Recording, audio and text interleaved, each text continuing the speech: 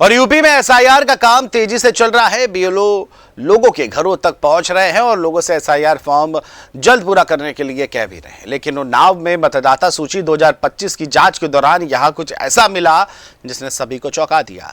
SIR voter सत्यापन अभियान के दौरान एक ही घर में 42 फर्जी वोटर मिलने से जिला प्रशासन में हड़कंप मच गया। बता दें कि सदर तहसील के पूरन नगर क्षेत्र में किए गए सर्वे के दौरान बीएलओ टीम तब चौंक गई जब उन्होंने पाया कि मतदाता सूची में एक ही पते पर 45 लोगों के नाम दर्ज हैं, जबकि मौके पर रहने वाले सिर्फ 3 ही लोग ही मिले हैं। वहीं वोटर लिस्ट में हुई इस गंभीर गड़बड़ी को सामने आते ही प्रशासन हरकत में आया। अधिकारियों ने तुरंत पूरे मामले की जांच के आदेश दिए और संबंधित बीएलओ से विस्तृत रिपोर्ट मांगी गई है। वहीं खबरों की माने तो एक ही घर में 42 फर्जी वोटरों का पकड़ा जाना प्रशासन की कार्यप्रणाली और पिछली सूची तैयार करने वाली टीम पर भी बड़े सवाल खड़े करता है।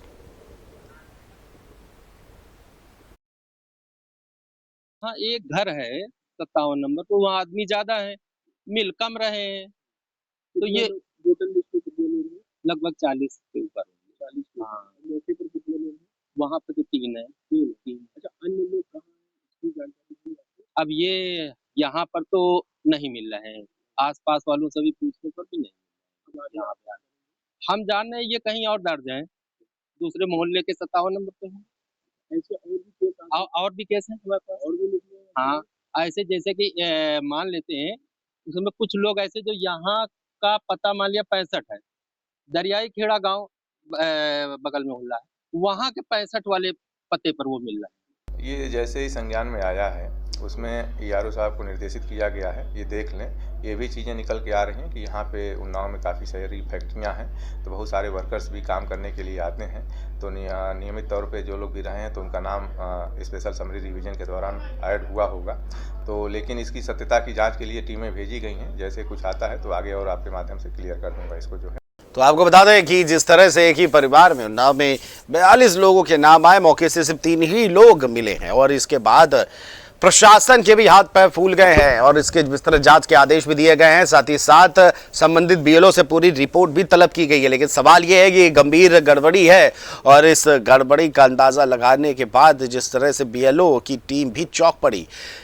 एक घर 45 वोटर्स 3 मिले और 42 के 42 फर्जी। और सवाल ये है, क्या ये रोहिंग्या हैं या फिर बांग्लादेशी हैं?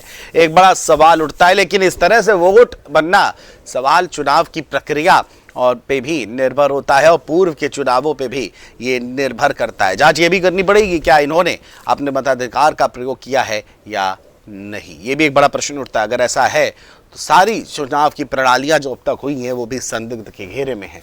और सवाल ये है कि इस तरह से 42 वोटरों का फर्जी होना बड़ा सवाल खड़ा करता है और ऐसे कितने घर हैं ये भी एक बड़ा प्रश्न खड़ा करता है। मौके से सिर्फ 3 ही लोग मिले हैं, 42 लोग लापता हैं।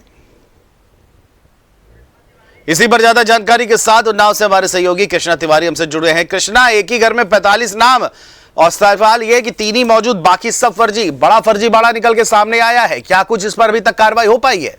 जी, बताना चाहूंगा उन्नाव के सदर तहसील के पूरन नगर का मामला बताया जा रहा है। जो एसआईआर अपडेशन का काम जो चल रहा है उसमें जब बीएलओ के द्वारा सत्यापन करने के लिए फॉर्म बांटे गए तो एक जगह मामला सामने आया, इसमें घर 45 नाम मिले, मकान नंबर एक ही बताया जा रहा है और 45 लोगों के नाम मिले।